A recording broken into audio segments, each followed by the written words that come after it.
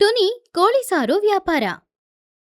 ಊರಿನ ಗಡಿಲಿರುವ ಒಂದು ದೊಡ್ಡ ಮರದ ಮೇಲೆ ಇರುವ ಚಿಕ್ಕ ಮನೆಯಲ್ಲಿ ಟುನಿ ಅವಳ ಮಗಳಾದ ಬುಜ್ಜಿಗುಬ್ಬಜ್ಜಿ ಜೊತೆ ಬಾಳ್ತಾ ಇದ್ಲು. ಟುನಿ ತುಂಬಾನೇ ಬಡವಳಾಗಿದ್ಲು. ದಿನ ಕೆಲ್ಸಕ್ಕೋಗಿ ಹಣ ಸಂಪಾದನೆ ಮಾಡಿದ್ರೇನೆ ಅವಳ ಮನೆ ಖರ್ಚಿಗೆ ಹಣ ಸಿಗೋದು. ಹೀಗಿರುವಾಗ ಗ್ರಾಮದಲ್ಲಿ ವಾತಾವರಣ ಬದಲಾಗಿ ತಂಪಾಗಿ ಗಾಳಿ ಬೀಸ್ತಾ ಇತ್ತು. ಆ ಸಮಯದಲ್ಲಿ ಬುಜ್ಜಿಗುಬ್ಬಜ್ಜಿಗೆ ಏನಾದ್ರೂ ಬಿಸಿ ಬಿಸಿಯಾಗಿ ತಿನ್ಬೇಕು ಅಂತ ಅನಿಸ್ತು. ಅವಳಿಗೆ ಹೊಟ್ಟೆ ಹಸ್ವಾಗ್ತಾ ಇರೋದ್ರಿಂದ ಅವಳು ತಕ್ಷಣ ಅವಳ ತಾಯಿಯಾದ ಟುನಿ ಹತ್ತಿರ ಹೋದ್ಲು. ಟುನಿ ಹತ್ರ, ಬುಜ್ಜಿ, ಅಮ್ಮ, ಇವತ್ತು ಕ್ಲೈಮೇಟ್ ತುಂಬಾನೇ ತಂಪಾಗಿದೆ. ಈ ತಂಪಾದ ಕ್ಲೈಮೇಟಿಗೆ ಏನಾದ್ರೂ ಚೆನ್ನಾಗಿರುವ ಅಡುಗೆ ಮಾಡಿಕೊಡಿ ಅಮ್ಮ. ನನಗೆ ಪ್ರತಿದಿನ ತರಕಾರಿ ಅನ್ನ ತಿಂದು ತಿಂದು ಬೋರ್ ಆಗಿ ಹೋಗಿದೆ.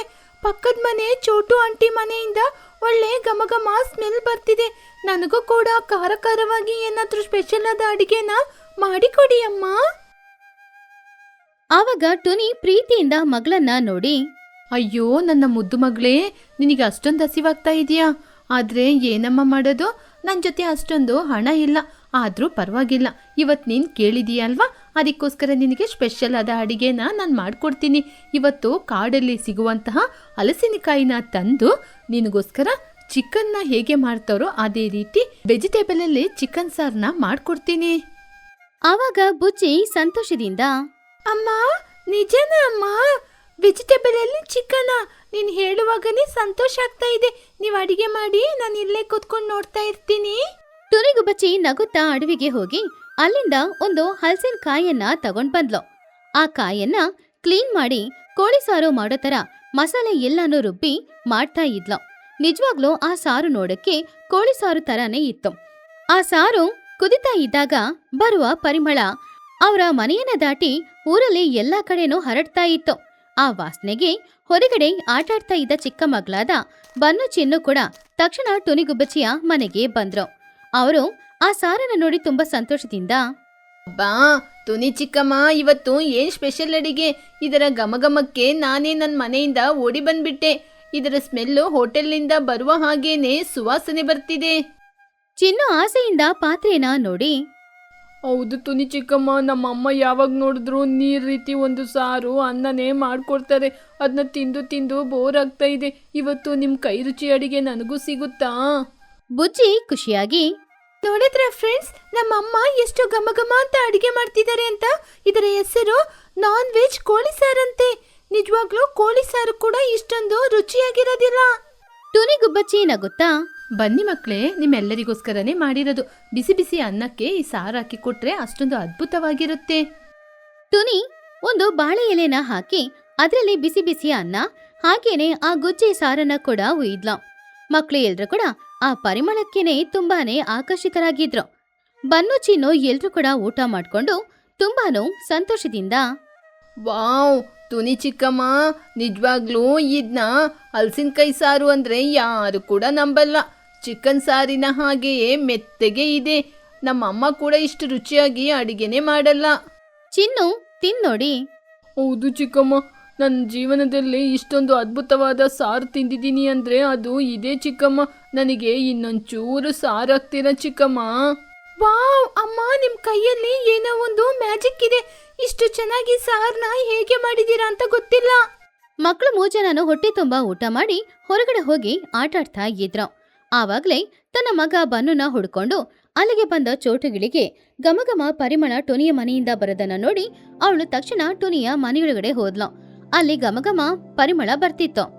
ಏನ್ ತುನಿ, ನಿನ್ ಮನೆಯಿಂದ ಅದ್ಭುತವಾದ ಸುವಾಸನೆ ಬರ್ತಿದೆ. ನಮ್ಮ ಬನ್ನು ಇಲ್ಲೇ ಊಟ ಮಾಡಿದ್ನಾ ಏನೋ? ಆವಾಗ ಟುನಿ, ಹೌದು ಚೋಟು, ನಾನು ಹಲಸಿನಕಾಯಲ್ಲಿ ಚಿಕನ್ ಸಾರು ಮಾಡುವ ರುಚಿಯಲ್ಲೇ ಮಾಡಿದೀನಿ. ಮಕ್ಕಳು ಇಲ್ಲೇ ಊಟ ಮಾಡಿದ್ದಾರೆ, ನೀನ್ ಕೂಡ ಸ್ವಲ್ಪ ರುಚಿ ನೋಡು. ಚೋಟು ಸ್ವಲ್ಪ ಆ ಸಾರನ್ನ ತಿಂದು ಟೇಸ್ಟ್ ಮಾಡಿ ನೋಡಿದ್ಲು. ಆ ಸಾರನ್ನ ತಿನ್ನೋಡಿದ ತಕ್ಷಣ ಅವಳ ಮುಖದಲ್ಲಿ ತುಂಬಾನೇ ಸಂತೋಷ ಕಾಣಿಸ್ತಾ ಇತ್ತು. ಆವಾಗ ಚೋಟು ತುಂಬಾ ಖುಷಿಯಾಗಿ, ವಾವ್ ತುನಿ, ನಿಜವಾಗ್ಲೂ ಇದು ಹಲಸಿನಕಾಯಿ ಸಾರ? ನನ್ನಿಂದ ನಂಬಕ್ಕೆ ಆಗ್ತಾ ಇಲ್ಲ ತುನಿ. ನಿಜವಾಗ್ಲೂ ಇದು ಚಿಕನ್ ಸಾರ ರೀತಿನೇ ಇದೆ. ಇಷ್ಟೊಂದು ಸುಂದರವಾದ ಅಡಿಗೆನ ನೀನೊಬ್ಳೆ ಮಾಡ್ಕೊಂಡು ತಿಂತೀಯಾ? ನನ್ ಮಾತ್ ಕೇಳು, ನಮ್ಮ ಊರಿನ ಮಧ್ಯದಲ್ಲಿ ದೊಡ್ಡ ಮರ ಇದೆ ಅಲ್ವಾ, ಅಲ್ಲೇ ಚಿಕನ್ ಸಾರನ್ನು ಅಡಿಗೆ ಮಾಡಿ ವ್ಯಾಪಾರ ಮಾಡು. ಆವಾಗ ನಿನಗೂ ಲಾಭ ಬರುತ್ತೆ, ನಿನ್ನ ಬಡತನ ಕೂಡ ದೂರವಾಗುತ್ತೆ. ಟುನಿ ಸ್ವಲ್ಪ ಡೌಟ್ ಆಗಿ, ವ್ಯಾಪಾರನ ಚೋಟು, ನನ್ನ ಕೈಯಲ್ಲಿ ಅಷ್ಟೊಂದು ಹಣ ಇಲ್ಲ. ಊರಿನವರು ಖಂಡಿತ ನನ್ನ ಜೊತೆ ತಗೋತಾರಾ? ಅಯ್ಯೋ ತುನಿ, ನೀನು ಹಣದ ಬಗ್ಗೆ ಆಲೋಚನೆ ಮಾಡ್ಬೇಡ. ನನ್ನ ಅಂಗಡಿಯಿಂದ ಎಣ್ಣೆ, ಮಸಾಲೆ, ಬೇಕಾದ ಅಕ್ಕಿ ಎಲ್ಲನೂ ಕೊಡ್ತೀನಿ. ಲಾಭ ಬಂದ್ಮೇಲೆ ಆಮೇಲೆ ಸಾಲನ ತೀರಿಸ್ಬೋದಲ್ವಾ? ಬುಜ್ಜಿ ಅವಳ ತಾಯಿಯ ಕೈಯನ್ನ ಹಿಡ್ಕೊಂಡು, ವಾವ್ ಅಮ್ಮ, ಚೋಟು ಆಂಟಿ ಹೇಳಿದ ಕೂಡ ನಿಜನೇ ಅಮ್ಮ.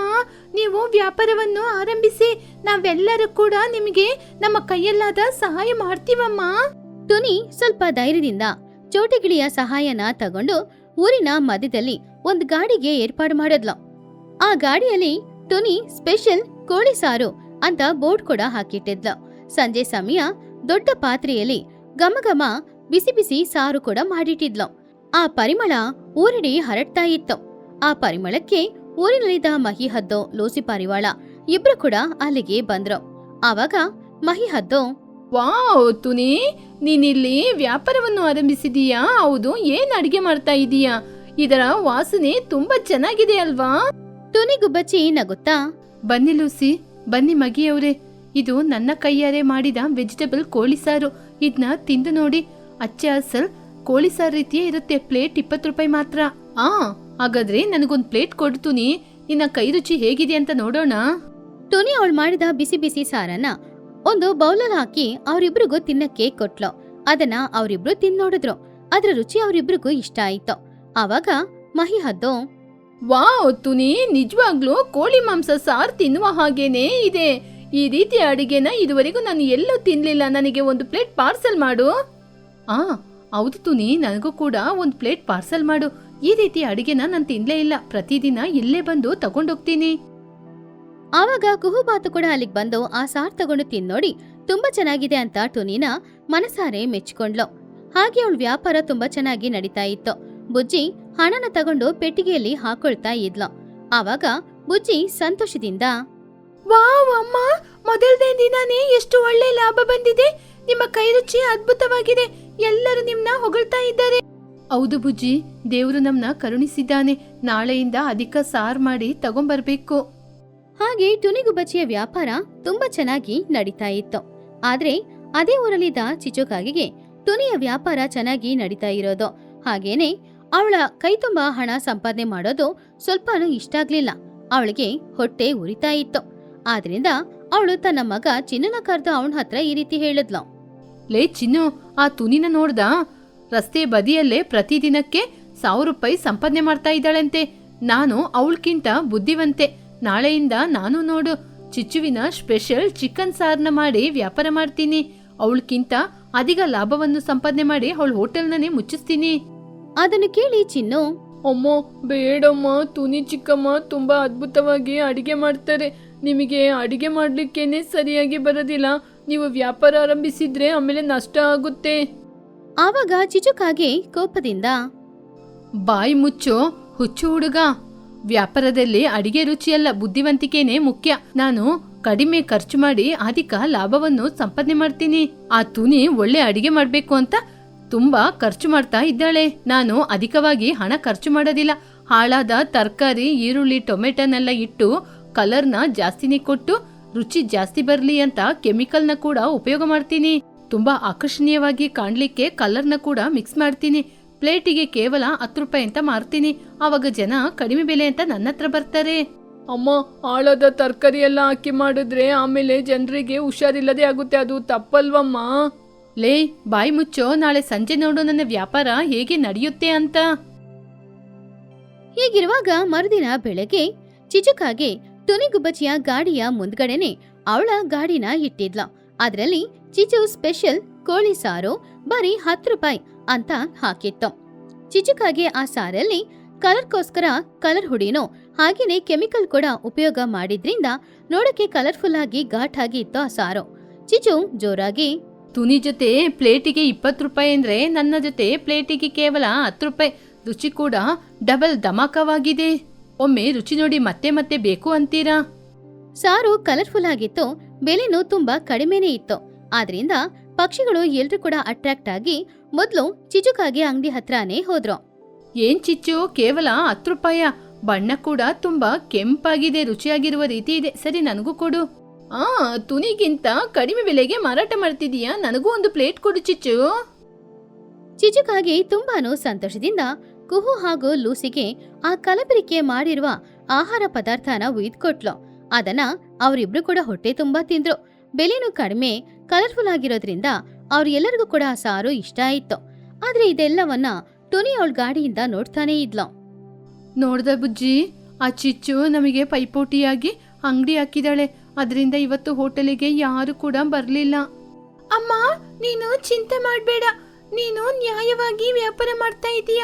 ಪ್ರಾಮಾಣಿಕವಾಗಿ ವ್ಯಾಪಾರ ಮಾಡೋರು ಯಾವತ್ತೂ ನಷ್ಟಕ್ಕೆ ಈಡಾಗೋದಿಲ್ಲ. ನಮ್ಮ ಕಸ್ಟಮರ್ ನಮ್ಮನ್ನೇ ಹುಡ್ಕೊಂಡ್ ಬರ್ತಾರೆ ನೋಡು. ಸ್ವಲ್ಪ ಸಮಯದಲ್ಲಿ ಚಿಚುಕಾಗಿಯ ಗಾಡಿ ಹತ್ತಿರ ಸುಮಾರು ಪಕ್ಷಿಗಳು ಬಂದ್ರು. ಚಿಚುಕಾಗಿಯ ಪೆಟ್ಟಿಗೆಯಲ್ಲಿ ಹಣ ಸೇರ್ತಾನೆ ಇತ್ತು. ಆದ್ರೆ ಸ್ವಲ್ಪ ಸಮಯದಲ್ಲೇ ಆ ಊರಿನಲ್ಲಿ ಗೊಂದಲ ಶುರುವಾಯಿತು. ಆವಾಗ್ಲೇ ಚಿಚು ಹತ್ರ ಸಾರ್ ತಗೊಂಡು ತಿಂದ್ಬಿಟ್ಟು ಹೋದ ಕುಹು ಹಾಗೂ ಲೂಸಿ ಇಬ್ರಿಗೂ ಕೂಡ ವಿಪರೀತವಾದ ಹೊಟ್ಟೆ ನೋವು ಶುರುವಾಯಿತು. ಅವರಿಬ್ರು ಹೊಟ್ಟೆ ನೋವು ತಡ್ಕೊಳಕ್ಕಾಗದೆ ನೆಲದಲ್ಲಿ ಬಿದ್ದು ಒದ್ದಾಡ್ತಾ ಇದ್ರು. ಇಬ್ರು ಜೋರಾಗಿ ಕಿಚ್ಚಾಡ್ತಾ ಇದ್ರು. ಅಯ್ಯೋ ದೇವ್ರೆ, ನನ್ನ ಹೊಟ್ಟೆ ಎಲ್ಲ ಉರಿತಾ ಇದೆ.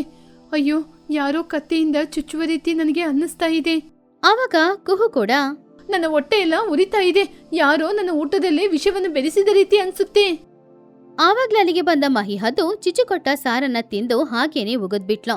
ಆವಾಗ ಮಹಿಹದ್ದು ತುಂಬಾನೇ ಕೋಪದಿಂದ, ಏ ಚಿಚ್ಚು, ಏನ್ ಹಾಕಿ ಅಡಿಗೆ ಮಾಡಿದೀಯಾ? ತುಂಬಾ ಖಾರ ಖಾರ ಅನ್ಸ್ತಾ ಇದೆ. ನನಗೆ ಯಾಕೋ ತಲೆ ಎಲ್ಲ ತಿರುಗ್ತಾ ಇದೆ. ಕಲರ್ ಬರ್ಬೇಕು ಅಂತ ಏನೋ ಕೆಮಿಕಲ್ ಹಾಕಿರುವ ರೀತಿ ಇದೆಯಾ? ನೀನ್ ಮಾಡಿದ್ದು ಸರಿನಾ? ಅದನ್ನ ಕೇಳಿ ಚಿಚ್ಚು ಹೆದರ್ಕೊಂಡು, ಅಯ್ಯೋ ಮಗಿಯವ್ರೆ, ನಾನು ಇದರಲ್ಲಿ ಏನೂ ಮಿಕ್ಸ್ ಮಾಡಿಲ್ಲ. ಅವ್ರಿಗೇನೋ ಜೀರ್ಣ ಆಗದೆ ಹೀಗೆ ಹೊಟ್ಟೆ ನೋವು ಬಂದಿರ್ಬೇಕು. ಸುಳ್ಳು ಹೇಳ್ಬೇಡ ಚಿಚ್ಚು. ನೀನು ಕಡಿಮೆ ಬೆಲೆಗೆ ಹಾಳಾದ ಟೊಮೆಟೊ, ಈರುಳ್ಳಿ, ಆಮೇಲೆ ಆಲೂಗಡ್ಡೆ ಎಲ್ಲ ಹಾಕಿ ನೀನ್ ಸಾರು ಮಾಡೋದನ್ನ ನಾನೇ ನೋಡಿದ್ದೀನಿ. ಇಲ್ಲಿ ನೋಡು, ಹಣವನ್ನು ಸಂಪಾದನೆ ಮಾಡ್ಲಿಕ್ಕೆ ಈ ರೀತಿ ಕೆಟ್ಟ ದಾರಿ ಹಿಡಿದಿದೀಯಾ? ಕುಹು ಹಾಗೂ ಲೂಸಿ ಇಬ್ರು ಕೂಡ ನೋವು ತಡ್ಕೊಳಕ್ಕಾಗದೆ ಒದ್ದಾಡ್ತಾ ಇದ್ದದನ್ನ ನೋಡಿದ ಟುನಿಗುಬ್ಬಚ್ಚಿ ಅವಳ ಗಾಡಿಲಿದ್ದ ವಾಟರ್ ಬಾಟಲ್ ಹಾಗೇನೆ ಒಂದು ಕಷಾಯವನ್ನ ತಗೊಂಡು ಹೋಗಿ ಕೊಟ್ಲು. ಅದು ಆಹಾರ ಜೀರ್ಣ ಆಗೋದಕ್ಕೆ ಕೊಡುವ ಔಷಧಿ. ಅದನ್ನ ಕುಡಿದ್ಮೇಲೆ ಅವರಿಬ್ರಿಗೂ ಮೆಲ್ಲೆ ಮೆಲ್ಲೆ ಹೊಟ್ಟೆ ನೋವು ಕಡಿಮೆ ಆಯ್ತು. ಇವಾಗ್ಲೇ ಹೋದ ಪ್ರಾಣ ವಾಪಸ್ ಬಂದ ಹಾಗೆ ಇತ್ತು. ತುನಿ, ಥ್ಯಾಂಕ್ ಯು ತುನಿ. ನೀನ್ ಮಾತ್ರ ಸರಿಯಾದ ಸಮಯಕ್ಕೆ ಬಂದು ನಮ್ಮನ್ನ ಕಾಪಾಡ್ಲಿಲ್ಲ ಅಂದ್ರೆ ಇಷ್ಟೊತ್ತಿಗೆ ನಮ್ಮ ಜೀವನೇ ನಮ್ಮನ್ನ ಬಿಟ್ಟು ಹೋಗ್ತಾ ಇತ್ತು. ಆವಾಗ ಮಹಿಹದ್ದು ಕೋಪದಿಂದ ಚಿಚುಕಾಗಿ ಹತ್ತಿರ ಬಂದು, ಏ ಚಿಚ್ಚು, ನೀನ್ ಮಾಡಿರೋ ಕೆಲ್ಸಕ್ಕೆ ನಿನ್ನ ಈ ಊರ್ ಬಿಟ್ಟೆ ಓಡಿಸ್ಬೇಕು. ನೀನು ಅಧಿಕ ಲಾಭವನ್ನು ಸಂಪಾದನೆ ಮಾಡ್ಬೇಕು ಅಂತ ನಮ್ಮ ಜೀವದ ಮೇಲೇನೆ ಪ್ರಯೋಗವನ್ನು ಮಾಡಿದೀಯಾ? ಚಿನ್ನುಕಾಗಿ ಅಳುತ್ತಾ, ತುನಿ ಆಂಟಿ, ನಮ್ಮನ್ನು ಕ್ಷಮಿಸಿ. ನಮ್ಮ ಅಮ್ಮನ ಜೊತೆ ನಾನು ಮೊದಲೇ ಹೇಳ್ದೆ, ಅಮ್ಮ ಈ ರೀತಿ ತಪ್ಪು ಮಾಡೋದ್ ಬೇಡ ಅಂತ. ನಮ್ಮಮ್ಮ ಹಣಕ್ಕೆ ಆಸೆ ಪಟ್ಟು ತಪ್ಪು ಮಾಡ್ಬಿಟ್ರು. ನಮ್ ಜೊತೆ ಹಣ ಇಲ್ಲ. ಚಿನ್ನು ನಾಚಿಕೆ ಪಟ್ಟು ತಲೆ ಬಗ್ಗಿ ಅಳುತ್ತಾ ಟುನಿನ ನೋಡಿ, ತುನಿ, ನನ್ನನ್ನು ಕ್ಷಮಿಸು ತುನಿ. ನೀನು ವ್ಯಾಪಾರದಲ್ಲಿ ಮೇಲ್ಮಟ್ಟಕ್ಕೆ ಹೋಗೋದನ್ನ ನೋಡಿ ನಿನ್ನ ಹೇಗಾದ್ರೂ ಕೆಳಗೆ ಇಳಿಸ್ಬೇಕು ಅಂತ ನಾನು ತಪ್ಪು ಮಾಡಿಬಿಟ್ಟು ನನ್ನನ್ನು ಕ್ಷಮಿಸು. ನೀನ್ ಮಾತ್ರ ನನ್ನ ಕಸ್ಟಮರ್ ಜೀವನ ಉಳಿಸಿದೀಯ. ನಾನು ಮಾಡಿದ ತಪ್ಪು ನಂಗೆ ಅರ್ಥ ಆಯ್ತು. ನನ್ನನ್ನು ಕ್ಷಮಿಸು ತುನಿ. ಆವಾಗ ಟುನಿಗುಬ್ಬಚ್ಚಿ ಚಿಚ್ಚು ಹತ್ರ, ಚಿಚ್ಚು, ವ್ಯಾಪಾರ ಅಂದ್ರೆ ನಮ್ಮನ್ನ ನಂಬಿ ಬರುವಂತಹ ಕಸ್ಟಮರಿಗೆ ಅವರು ಕೊಡುವಂತಹ ಹಣಕ್ಕೆ ನಾವು ಪ್ರಾಮಾಣಿಕವಾಗಿ ಅವರಿಗೆ ಅಡಿಗೆ ಮಾಡಿ ಕೊಡಬೇಕು. ಅವರ ಜೀವದ ಮೇಲೆ ಆಟ ಆಡಬಾರ್ದು. ಹಣಕ್ಕೆ ಆಸೆ ಪಟ್ಟು ನಾವು ಈ ರೀತಿ ಕೆಲಸ ಮಾಡೋದು ತಪ್ಪಲ್ವಾ? ಕಷ್ಟಪಟ್ಟಾಗ ಬರುವ ತೃಪ್ತಿನೇ ಬೇರೆ, ಗೊತ್ತಾ ನಿಂಗೆ? ಹೌದು ಚಿಚ್ಚು. ಇನ್ ಮುಂದೆ ಆದ್ರೆ ತುನಿನ ನೋಡಿ ಹೇಗೆ ಪ್ರಾಮಾಣಿಕವಾಗಿ ಜೀವನ ಮಾಡೋದು ಅಂತ ಕಲ್ತ್ಕೋ. ಇಲ್ಲಿ ನೋಡಿ ಚಿಚ್ಚು, ನಿನಗೆ ನೀನು ಮಾಡಿದ ತಪ್ಪಿಗೆ ಇವಾಗ್ಲೇ ಈ ಅಂಗಡಿಯನ್ನು ಇಲ್ಲಿಂದ ತೆಗಿಬೇಕು. ಹಾಗೇನೆ ಲೂಸಿಗೆ, ಕುಹುಗೆ ಅವರ ವೈದ್ಯ ಖರ್ಚನ್ನು ನೀನೇ ನೋಡ್ಬೇಕು. ಇಲ್ಲದಿದ್ರೆ ಸರಿ ಮಗಿಯವ್ರೆ, ಇವಾಗ್ಲೇ ನನ್ನ ಅಂಗಡಿನ ಮುಚ್ತೀನಿ. ಇನ್ ಮುಂದೆ ಜೀವನದಲ್ಲಿ ಈ ರೀತಿ ಮಾಡೋದಿಲ್ಲ. ಹಾಗೆ ಚಿಚುಕಾಗೆ ಅವಳ ಗಾಡಿನ ತಗೊಂಡು ಮನೆಗೆ ವಾಪಸ್ ಹೋದ್ಲು. ಪಕ್ಷಿಗಳು ಎಲ್ರೂ ಕೂಡ ಟುನಿಗುಬ್ಬಚ್ಚಿಯ ಗಾಡಿ ಹತ್ತಿರ ಹೋಗಿ ಅವಳು ಮಾಡಿದ ಸಾರನ ತಗೊಂಡು ಹೊಟ್ಟೆ ತುಂಬಾ ತಿಂದ್ರು. ಅದು ನಿಜವಾಗ್ಲೂ ತುಂಬಾನೇ ರುಚಿಯಾಗಿತ್ತು. ಯಾಕಂದ್ರೆ ಅವಳು ಕಲಬೆರಕೆ ಮಾಡದೇ ಇರುವ ಸಾಮಗ್ರಿಗಳನ್ನ ಉಪಯೋಗ ಮಾಡೋದ್ರಿಂದ. ಹಾಗೆ ಟುನಿಯ ವ್ಯಾಪಾರ ತುಂಬಾನೇ ಚೆನ್ನಾಗಿ ನಡೀತಾ ಇತ್ತು. ಅವಳ ಮಗಳಾದ ಬುಜ್ಜಿ ಅದನ್ನು ನೋಡಿ ಸಂತೋಷಪಟ್ಲು.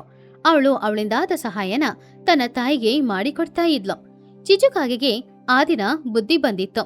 ಒಬ್ರ ಬೆಳವಣಿಗೆನ ನೋಡಿ ನಾವು ಹೊಟ್ಟೆ ಕಿಚ್ಚುಪಟ್ಟು ಅವರ ವ್ಯಾಪಾರನ ಹಾಳು ಮಾಡೋದಕ್ಕೋಸ್ಕರ ಏನಾದ್ರೂ ಪ್ಲಾನ್ ಮಾಡಿದ್ರೆ ಆ ಪ್ಲಾನ್ ನಮಗೆ ರಿವರ್ಸ್ ಅಲ್ಲಿ ಹೊಡೆಯುತ್ತೆ ಅನ್ನೋದು ಅವಳಿಗೆ ಅರ್ಥ ಆಯ್ತು. ಪಕ್ಷಿಗಳು ಬಾಳ್ತಾ ಇದ್ದ ಅಡವಿ ತುಂಬಾನೇ ದೊಡ್ಡದಾಗಿತ್ತು. ಆ ಅಡವಿಯಲ್ಲಿ ಆಹಾರ ಹುಡುಕೋದು ಅನ್ನೋದು ಅಷ್ಟು ಸಾಧಾರಣವಾದ ವಿಷಯ ಅಲ್ಲ. ವಯಸ್ಸಾಗಿರುವ ಪಕ್ಷಿಗಳಿಗೂ ಮಕ್ಕಳನ್ನ ಇಟ್ಕೊಂಡಿರುವ ಪಕ್ಷಿಗಳಿಗೂ ಆಹಾರ ಹುಡ್ಕೊಂಡು ಅಷ್ಟು ದೂರ ಹೋಗೋದು ಕಷ್ಟ ಆಗ್ತಾ ಇತ್ತು. ಈ ಸಮಸ್ಯೆಯ ಬಗ್ಗೆ ಮಾತಾಡೋದಕ್ಕೋಸ್ಕರನೇ ಆ ದಿನ ಪಕ್ಷಿಗಳು ಎಲ್ರೂ ಕೂಡ ಒಂದ್ ಕಡೆ ಸೇರಿದ್ರು. ಪಕ್ಷಿಗಳೇ, ಈ ನಡುವೆ ಕಾಡಿನಲ್ಲಿ ಆಹಾರ ಸಿಗೋದು ತುಂಬಾನೇ ಕಷ್ಟ ಆಗಿದೆ. ಹಣ್ಣು ಹಂಪಲು ತರ್ಲಿಕ್ಕೆ ನಾವು ಪ್ರತಿದಿನ ಕಾಡಿಗೆನೆ ಹೋಗ್ಬೇಕಾಗುತ್ತೆ. ಇದನ್ನೆಲ್ಲ ತಗೊಂಬರ್ಲಿಕ್ಕೆ ಕಾಡಿಗೆ ಹೋಗಕ್ಕೆ ತುಂಬಾನೇ ಆಯಾಸ ಆಗ್ತಿದೆ. ಮಕ್ಕಳನ್ನ ಮನೆಯಲ್ಲಿ ಬಿಟ್ಟೋಗೋದು ಕೂಡ ತುಂಬಾ ಕಷ್ಟಕರವಾಗಿದೆ. ಈ ಸಮಸ್ಯೆಗೆ ಏನಾದ್ರೂ ಪರಿಹಾರವನ್ನು ಆಲೋಚನೆ ಮಾಡ್ಬೇಕು. ನಿಮ್ಮಲ್ಲಿ ಏನಾದ್ರೂ ಆಲೋಚನೆ ಇದ್ರೆ ಹೇಳ್ಬೋದು. ಹೌದು ಮಗಿಯವ್ರೆ, ಕಾಡಿಗೆ ಹೋಗಿ ತುಂಬಾ ತಡವಾಗಿ ಮನೆಗೆ ಬರೋದು, ಮಕ್ಕಳು ಒಬ್ಬರೇ ಮನೇಲಿರೋದು ತುಂಬಾನೇ ಬೇಜಾರಾಗ್ತಾ ಇದೆ. ಅಷ್ಟು ದೂರ ಹೋಗಿ ತಗೊಂಬರ್ಲಿಕ್ಕೆ ನಮಗೂ ಕೂಡ ಆಗ್ತಾ ಇಲ್ಲ. ಇದಕ್ಕೆ ಖಂಡಿತವಾಗಿ ಎಲ್ಲರೂ ಸೇರಿ ಪರಿಹಾರ ಹುಡುಕ್ಲೇಬೇಕು. ಹೌದು ಮಗಿಯವ್ರೆ, ಆಹಾರಕ್ಕೋಸ್ಕರ ನಾನು ಕಾಡಿಗೆ ಹೋಗುವಾಗ ನನ್ನ ಮಗನ್ನ ಒಬ್ನೇ ಮನೇಲಿ ಬಿಟ್ಟು ಹೋಗಕ್ಕೆ ತುಂಬಾ ಬೇಜಾರಾಗ್ತಿದೆ. ಒಂದು ವೇಳೆ ನಾನು ತಡವಾಗಿ ಬಂದ್ರೆ ಅವನು ಕೂಡ ಹಸಿವಲ್ಲಿ ಕೂತ್ಕೊಂಡು ಅಳ್ತಾನೆ ಇರ್ತಾನೆ. ಹೌದು, ಅಮ್ಮ ಯಾವಾಗ ಬರ್ತಾರೆ ಅಂತ ನೋಡಿ ನೋಡಿ ನನ್ನ ಕಣ್ಣೆಲ್ಲ ನೋವಾಗುತ್ತೆ. ಕೆಲವೊಂದ್ಸಲ ತುಂಬಾನೇ ಹಸಿವಾಗುತ್ತೆ. ಒಮ್ಮೆ ಒಮ್ಮೆ ಅಮ್ಮನ ಜೊತೆ ನಾನು ಕೂಡ ಬರ್ತೀನಿ ಅಂತ ತುಂಬಾ ಅಳ್ತೀನಿ. ಆದ್ರೆ ಅಮ್ಮ ನನ್ನ ಕಾಡಿಗೆ ಕರ್ಕೊಂಡೇ ಹೋಗೋದಿಲ್ಲ. ಅಮ್ಮ, ಹೌದಮ್ಮ, ನನಗೂ ಕೂಡ ನೀವು ಆಹಾರ ತಗೊಂಬರ್ಲಿಕ್ಕೆ ಅಷ್ಟು ದೂರ ಹೋಗೋದು ಇಷ್ಟನೇ ಇಲ್ಲ. ನೀವ್ ಯಾವಾಗ ಬರ್ತೀರಾ ಅಂತ ಕಾಯ್ತಾ ಇರ್ತೀನಿ. ನಮಗೆ ಯಾರಾದ್ರೂ ಆಹಾರವನ್ನು ತಂದು ಕೊಟ್ರೆ ತುಂಬಾ ಚೆನ್ನಾಗಿರುತ್ತೆ ಅಲ್ವಾ? ಮಗಿ, ತುನಿ, ನೀವ್ ಯಾರು ಕೂಡ ಚಿಂತೆ ಮಾಡಬೇಡಿ. ನಿಮ್ಮೆಲ್ಲರಿಗೂ ಒಪ್ಪಿಗೆ ಅಂತ ಹೇಳಿದ್ರೆ ನಾನೇ ಕಾಡಿಗೆ ಹೋಗಿ ಆಹಾರ ಪದಾರ್ಥಗಳನ್ನು ತಂದು ಇಲ್ಲೇ ಊರಲ್ಲಿ ಒಂದು ಅಂಗಡಿಯನ್ನು ಹಾಕಿ ವ್ಯಾಪಾರವನ್ನು ಆರಂಭಿಸ್ತೀನಿ. ದಿನಸಿ ಅಂಗಡಿನ? ಅದು ಹೇಗೆ ಸಾಧ್ಯ ಚಿಚ್ಚು? ನೀನು ಒಬ್ಳೇ ಕಾಡಿಗೆ ಹೋಗಿ ತರೋದು ನಿನಗೆ ತುಂಬಾ ಕಷ್ಟ ಆಗಲ್ವಾ? ಅಯ್ಯೋ, ಅದರಲ್ಲಿ ನನಗೆ ಯಾವ ರೀತಿಯ ತೊಂದರೆ ಇಲ್ಲ ಮಗಿಯವ್ರೆ. ಯಾಕೆಂದ್ರೆ ನನಗೆ ಸಹಾಯವಾಗಿ ನನ್ನ ಮಗ ಇದ್ದಾನೆ. ನಾವಿಬ್ರು ಕಾಡಿಗೆ ಹೋಗಿ ಹಣ್ಣು ಹಂಪಲು ಆಹಾರ ಪದಾರ್ಥಗಳನ್ನು ತಂದು ಅಂಗಡಿಯಲ್ಲಿ ಇಟ್ಕೊಂಡು ವ್ಯಾಪಾರವನ್ನು ಚೆನ್ನಾಗಿ ಮಾಡ್ತಾ ಹೋಗ್ಬೋದು. ಯಾರಿಗೆ ಏನೇ ಬೇಕು ಅಂದ್ರೂ ನನ್ನ ಅಂಗಡಿಗೆ ಬಂದು ತಗೋಬಹುದು. ನನಗೆ ಯಾವ ತೊಂದರೆನೂ ಇಲ್ಲ. ವಾವ್ ಚಿಚ್ಚು, ಇದು ತುಂಬಾ ಚೆನ್ನಾಗಿರುವ ಆಲೋಚನೆ.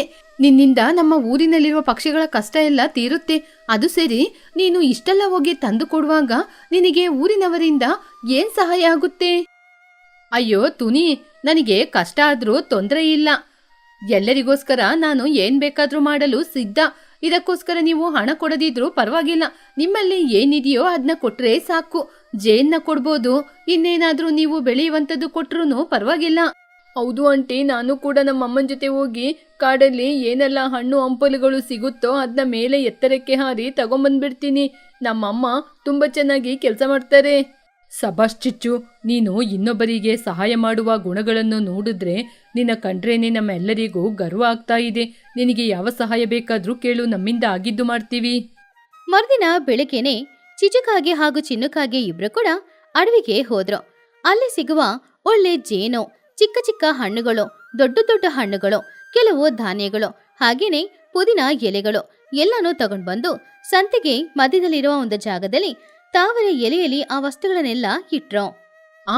ಬನ್ನಿ ಪಕ್ಷಿಗಳೇ, ಬನ್ನಿ. ನಿಮಗೆ ಕಾಡಿನಲ್ಲಿ ಯಾವುದೆಲ್ಲ ಆಹಾರ ಪದಾರ್ಥಗಳು ಸಿಗುತ್ತೋ ಆ ಎಲ್ಲವೂ ಇಲ್ಲಿ ಖಂಡಿತ ಸಿಗುತ್ತೆ. ಬನ್ನಿ ಬನ್ನಿ, ಆನಂದವಾಗಿ ತಗೊಳ್ಳಿ. ಅಮ್ಮ, ಆಂಟಿ ಅಂಗಡಿಯಲ್ಲಿ ಹಣ್ಣುಗಳೆಲ್ಲ ಎಷ್ಟು ಚೆನ್ನಾಗಿದೆ ಅಮ್ಮ. ಆ ಕೆಂಪಾಗಿರುವ ಹಣ್ಣು ನೋಡಿ ಎಷ್ಟು ಚೆನ್ನಾಗಿದೆ. ನನಗೆ ಹಣ್ಣು ಬೇಕು. ಸರಿ ಬುಜ್ಜಿ, ಬಾ ಹೋಗೋಣ. ಚಿಚ್ಚು, ನಿನ್ನ ಅಂಗಡಿ ನೋಡ್ಲಿಕ್ಕೆ ತುಂಬಾನೇ ಶುದ್ಧವಾಗಿದೆ. ಚಿಚ್ಚುಗೆ ಸ್ವಲ್ಪ ಹಣ್ಣುಗಳು, ನನಗೆ ಸ್ವಲ್ಪ ಗಂಜಿ. ಹಣ್ಣುಗಳು ಚೆನ್ನಾಗಿರೋದ್ನ ಕೊಡಿ. ತುನಿ, ತಗೋ ತುನಿ, ಈ ಗಂಜಿ ಕುಡಿ. ಈ ಗಂಜಿ ಕುಡಿಲಿಕ್ಕೆ ತುಂಬಾನೇ ಚೆನ್ನಾಗಿರುತ್ತೆ. ಆಮೇಲೆ ಈ ಹಣ್ಣು ನನ್ನ ಚಿನ್ನು ಹತ್ರ ಇದ್ದು ನೋಡಿ ನೋಡಿ ತಂದ. ಚಿಚ್ಚು ಆಂಟಿ, ಈ ಹಣ್ಣು ತುಂಬಾನೇ ಸಿಹಿಯಾಗಿದೆ. ಅಮ್ಮ, ಇನ್ ಮುಂದೆ ಆಹಾರಕ್ಕೋಸ್ಕರ ನೀವು ಎಲ್ಲೂ ಹೋಗ್ಬೇಕಾಗಿಲ್ಲ. ಯಾವಾಗ್ಲೂ ನನ್ನ ಜೊತೆ ಇದ್ದು ಆಟಾಡ್ಬೋದು. ಆವಾಗ ಲೂಸಿ ಪಾರಿವಾಳ ಅಲ್ಲಿಗೆ ಬಂದು, ಚಿಚ್ಚು, ನಿನ್ನಿಂದ ನನ್ನ ಸೌಂದರ್ಯ ಇವತ್ತು ಜಾಸ್ತಿ ಆಗುತ್ತೆ. ಪ್ರತಿದಿನ ನಾನು ಫ್ರೆಶ್ ಜ್ಯೂಸಿಗೋಸ್ಕರ ಅಷ್ಟು ದೂರ ಹೋಗ್ಬೇಕಾಗುತ್ತೆ. ಅಷ್ಟು ದೂರ ಹೋಗಿ ಬರುವಾಗನೇ ನನಗೆ ಟಯರ್ಡ್ ಆಗುತ್ತೆ. ನನಗೆ ಒಂದು ಪುದೀನ ಜ್ಯೂಸ್ ಕೊಡು ನೋಡೋಣ. ತಗೊಳ್ಳಿ ಲೂಸಿ ಅವರೇ, ಇದರಲ್ಲಿ ಫ್ರೆಶ್ ಆದ ದಾಳಿಂಬೆ ಜ್ಯೂಸ್ ಇದೆ. ಇದನ್ನ ಕುಡಿದ್ರೆ ನಿಮ್ಮ ಮುಖ ಫ್ರೆಶ್ ಆಗಿರುತ್ತೆ, ಸುಂದರವಾಗಿ ಕಾಣ್ತೀರಾ. ಚಿಚ್ಚು, ನನ್ನ ಧ್ವನಿ ತುಂಬಾ ಚೆನ್ನಾಗಿರ್ಬೇಕು. ಅದಕ್ಕೆ ನನಗೆ ತುಳಸಿ ಜೇನು ಮಿಕ್ಸ್ ಮಾಡಿ ಕೊಡು. ನಾಳೆ ಬೆಳಿಗ್ಗೆ ಹಾಡೇಳ್ಬೇಕು. ಕುಹು, ನಿನಗೋಸ್ಕರ ಕಾಡಿನಿಂದ ಸ್ಟ್ರಾಂಗ್ ಆಗಿರುವ ತುಳಸಿನು ಜೇನು ತಂದಿದ್ದೀನಿ. ಇದನ್ನ ಮಿಕ್ಸ್ ಮಾಡಿ ಕುಡಿ. ನಾಳೆ ಧ್ವನಿ ಚೆನ್ನಾಗಿರುತ್ತೆ, ನಾನು ಬರ್ತೀನಿ ನಿನ್ನ ಹಾಡ್ ಕೇಳಕ್ಕೆ. ಅಬ್ಬಾ ಚಿಚ್ಚು, ನಿನ್ನಿಂದ ಇವತ್ ನಾವು ನೆಮ್ಮದಿಯಾಗಿ ಇದ್ದೀವಿ. ಬನ್ನುವಿಗೆ ತುಂಬಾ ಹಸಿವಾಗ್ತಿದೆ, ಆ ಕೆಂಪು ಹಣ್ಣು ಕೊಡು. ಅತ್ತೆ, ಬೇಗ ನನಗೆ ಆ ಕೆಂಪು ಹಣ್ಣನ್ನು ಕೊಡಿ. ನಿಮ್ಮ ಅಂಗಡಿಯಲ್ಲಿರುವ ಹಣ್ಣು ತುಂಬಾ ಸ್ವೀಟ್ ಆಗಿರುತ್ತೆ ಅಂತೆ, ಬೇಗ ಕೊಡಿ ಅತ್ತೆ. ಸರಿ ಕಣೋ, ನಾನ್ ನಿನಗೋಸ್ಕರ ನೋಡಿ ನೋಡಿ ಹಣ್ಣುಗಳನ್ನ ತಂದಿದ್ದೀನಿ. ತಗೊಳ್ಳೋ, ಈ ದ್ರಾಕ್ಷಿನ ತಿನ್ನೋ. ಊರಿನಲ್ಲಿರುವ ಪಕ್ಷಿಗಳು ಎಲ್ರೂ ಸಂತೋಷವಾಗಿದ್ರು. ಅವ್ರೆಲ್ರೂ ಕೂಡ ಚಿಚುವಿಗೆನೆ ಧನ್ಯವಾದ ಹೇಳ್ತಾ ಇದ್ರು. ಅವಳು ಎಲ್ಲರಿಗೋಸ್ಕರ ಅಷ್ಟು ಕಷ್ಟಪಡ್ತಾ ಇರೋದ್ರಿಂದ. ಆದ್ರೆ ಇದ್ದಕ್ಕಿದ್ದಂತೆ ಅಲ್ಲಿಯ ವಾತಾವರಣ ಬದಲಾಗಕ್ಕೆ ಶುರುವಾಯಿತು. ಅಮ್ಮ, ಗಾಳಿ ತುಂಬಾ ಜೋರಾಗಿ ಬರ್ತಾ ಇದೆ ಅಮ್ಮ. ನಮ್ಮ ಅಂಗಡಿಯಲ್ಲಿರುವ ಹಣ್ಣುಗಳು, ಎಲೆಗಳು ಎಲ್ಲಾನು ಆರಿ ಹೋಗ್ತಾ ಇದೆ. ಅಯ್ಯೋ ಚಿಚ್ಚು, ಗಾಳಿ ತುಂಬಾ ಜೋರಾಗಿ ಬೀಸ್ತಾ ಇದೆ. ಏನಾದ್ರೂ ಮಾಡು, ಇಲ್ಲದಿದ್ರೆ ನಮ್ಮ ಊರಿಗೆ ಅಂತ ತಂದ ಹಣ್ಣುಗಳೆಲ್ಲ ಆರಿ ಹೋಗುತ್ತೆ. ಚಿಚ್ಚು, ನಾವು ತಗೊಂಡಿರುವ ಹಣ್ಣುಗಳು ಕೂಡ ಆರಿ ಹೋಗ್ತಾ ಇದೆ. ಗಾಳಿ ತುಂಬಾ ಜೋರಾಗಿದೆ, ಮಕ್ಕಳು ಕೂಡ ತುಂಬಾ ಭಯಪಡ್ತಿದ್ದಾರೆ. ತುನಿ, ಚೋಟು, ನೀವ್ ಯಾರು ಕೂಡ ಭಯಪಡ್ಬೇಕಾದ ಅವಶ್ಯಕತೆ ಇಲ್ಲ. ನನಗೆ ಈ ರೀತಿ ಗಾಳಿ ಬರುತ್ತೆ ಅಂತ ಮುನ್ನೆಚ್ಚರಿಕೆಯಿಂದ ದೊಡ್ಡ ದೊಡ್ಡ ಎಲೆಗಳು ಹಾಗೇನೆ ಕಲ್ಲುಗಳನ್ನ ತಂದಿದ್ದೀನಿ. ತುನಿ, ಚೋಟು, ಆ ಎಲೆಗಳನ್ನೆಲ್ಲ ತೆಗೆದು ಆಹಾರದ ಮೇಲೆ ಮುಚ್ಚಿ. ಅಮ್ಮ, ನೀವು ಹೇಳಿದ ರೀತಿ ದೊಡ್ಡ ಎಲೆನ ತಂದಿದ್ದೀನಮ್ಮ. ನಾನು ಹೋಗಿ ಆ ಭಾರವಾದ ಕಲ್ಲನ್ನ ತರ್ತೀನಿ. ಲೇ ಚಿನ್ನು, ಹುಷಾರ್ ಕಣೋ, ಕಲ್ಲನ್ನ ಕಾಲ್ ಮೇಲೆ ಹಾಕೋಬೇಡ. ತುನಿ, ಅವನಿಗೆ ಸ್ವಲ್ಪ ಸಹಾಯ ಮಾಡು. ಚಿಚ್ಚು, ಇದು ನಾವು ಕೂಡ ಬರ್ತಾ ಇದ್ದೀವಿ. ಬನ್ನಿ ಬನ್ನಿ, ಎಲ್ಲರೂ ಬಂದು ಎಲೆಗಳನ್ನ ಮುಚ್ಚಿಡಿ, ಕಲ್ಲುಗಳನ್ನ ಕೂಡ ಎತ್ತಿ ಮೇಲೆ ಇಡಿ. ಅವಾಗ ಆಹಾರಗಳು ಆರಿ ಹೋಗೋದಿಲ್ಲ. ಎಲ್ರೂ ಚಿಚುಕಾಗಿ ಹೇಳಿದ ಹಾಗೇನೆ ಬೇಗ ಅಡವಿಗೆ ಹೋಗಿ ಒಂದು ದೊಡ್ಡ ತಾವರಿ ಎಲೆ ತಗೊಂಡ್ ಬಂದು ಆಹಾರದ ಮೇಲೆ ಮುಚ್ಚಿಟ್ಟು ಎಲೆ ಹಾರಾಡದೆ ಇರೋದಕ್ಕೋಸ್ಕರ 4 ಕಡೆನೂ ಕಲ್ಲನ್ನ ಇಟ್ರು. ಇವಾಗ ಕಪ್ಪಾಗಿರುವ ಮೋಡಗಳೆಲ್ಲಾನು ಬದಲಾಗ್ತಾ ಇತ್ತು. ವಾವ್ ಚಿಚ್ಚು, ನಿನ್ನ ಬುದ್ಧಿವಂತಿಕೆಯಿಂದ ನೀನು ಆಹಾರವನ್ನು ಎಲ್ಲರಿಗೂ ಹೇಗೆ ತಂದುಕೊಡೋದು ಅಂತ ಮಾತ್ರವಲ್ಲದೆ ಅವುಗಳನ್ನ ಹೇಗೆ ಭದ್ರವಾಗಿ ಇಟ್ಕೊಳ್ಳೋದು ಅಂತ ಚೆನ್ನಾಗಿ ಆಲೋಚನೆ ಮಾಡಿದೀಯಾ. ಚಿಚ್ಚು, ನೀನ್ ಮಾತ್ರ ಇಲ್ಲದಿದ್ರೆ ಇವತ್ತು ನಮ್ಮ ಊರಲ್ಲಿ ಯಾರಿಗೂ ಕೂಡ ಆಹಾರ ಸಿಗ್ತಾ ಇರ್ಲಿಲ್ಲ. ನಮ್ಮ ಪ್ರಾಣನ ಕಾಪಾಡಿದೀಯಾ. ಇದರಲ್ಲಿ ನನ್ನ ದೊಡ್ಡಸ್ತಿಕೆ ಅಂತ ಏನೂ ಇಲ್ಲ. ಎಲ್ಲರೂ ಒಗ್ಗಟ್ಟಿನಿಂದ ಇರೋದೇ ಇದಕ್ಕೆ ಬಲ. ಇತರರಿಗೆ ಸಹಾಯ ಮಾಡುವುದರಲ್ಲಿರುವ ಸುಖನೇ ಬೇರೆ. ನೀನು ತುಂಬಾ ಒಳ್ಳೆಯವಳು ಚಿಚ್ಚು. ನಿನ್ನ ಅಂಗಡಿಯಿಂದ ಇವತ್ತು ನಾವೆಲ್ಲರೂ ಆಹಾರಕ್ಕೆ ಕಷ್ಟ ಇಲ್ಲದೆ ಇದ್ದೀವಿ. ನಿನ್ನ ಋಣನ ಯಾವಾಗ ತೀರಿಸ್ಕೋತೀವೋ ಗೊತ್ತಿಲ್ಲ. ಚಿಚ್ಚು ಅತ್ತೆ ಸೂಪರ್ ಅಮ್ಮ. ನಾನು ಕೂಡ ದೊಡ್ಡವಳಾದ ಮೇಲೆ ಚಿಚ್ಚು ಅತ್ತೆ ರೀತಿ ಎಲ್ಲರಿಗೂ ಸಹಾಯ ಮಾಡ್ತೀನಿ. ಇನ್ನು ಮುಂದೆ ನಮ್ಮ ಎಲ್ಲರಿಗೂ ದಾರಿದೀಪವಾಗಿರುವುದು ಚಿಚ್ಚು ಮಾತ್ರ. ಇನ್ನು ಮುಂದೆ ಯಾರು ಕೂಡ ಆಹಾರ ಪದಾರ್ಥಗಳಿಗೋಸ್ಕರ ಕಾಡಿಗೆ ಹೋಗ್ಬೇಡಿ. ಚಿಚ್ಚು ನಮ್ಮೆಲ್ಲರಿಗೋಸ್ಕರ ಆಹಾರವನ್ನು ತಂದು ಕೊಡುತ್ತೆ. ಎಲ್ರೂ ಚಿಚುಕಾಗೆನ ಮನಸಾರೆ ಹೊಗಳ್ತಾ ಇದ್ರು. ಹಾಗೆ ಚಿಚುಕಾಗೆ ಸಹಾಯದೊಂದಿಗೆ ಆ ಊರಿನಲ್ಲಿದ್ದ ಯಾವುದೇ ಪಕ್ಷಿಗಳಿಗೂ ಕೂಡ ಆಹಾರಕ್ಕೆ ಯಾವುದೇ ಒಂದು ಕೊರತೆನೂ ಬರಲೇ ಇಲ್ಲ. ಎಲ್ರೂ ತುಂಬಾನೇ ಸಂತೋಷವಾಗಿ ಆ ಊರಿನಲ್ಲಿ ಬಾಳ್ತಾ ಇದ್ರು. ಈ ಕಥೆಯಲ್ಲಿರುವ ನೀತಿ, ಯಾವ್ದಾದ್ರೂ ಒಂದು ಸಮಸ್ಯೆ ಬಂದ್ರೆ ಅಯ್ಯೋ ಸಮಸ್ಯೆ ಬಂತಲ್ಲ ಅಂತ ಬೇಜಾರ್ ಮಾಡ್ಕೊಳ್ಳೋದನ್ನ ಬಿಟ್ಟು ನಮ್ಮ ಚಿಚುಕಾಗೆಯ ತರ ಆ ಪ್ರಾಬ್ಲಮ್ನ ಹೇಗೆ ಸರಿ ಮಾಡೋದು ಅಂತ ಯೋಚನೆ ಮಾಡಿದ್ರೆ ಪ್ರಾಬ್ಲಮ್ನ ಸರಿ ಮಾಡ್ಬೋದು.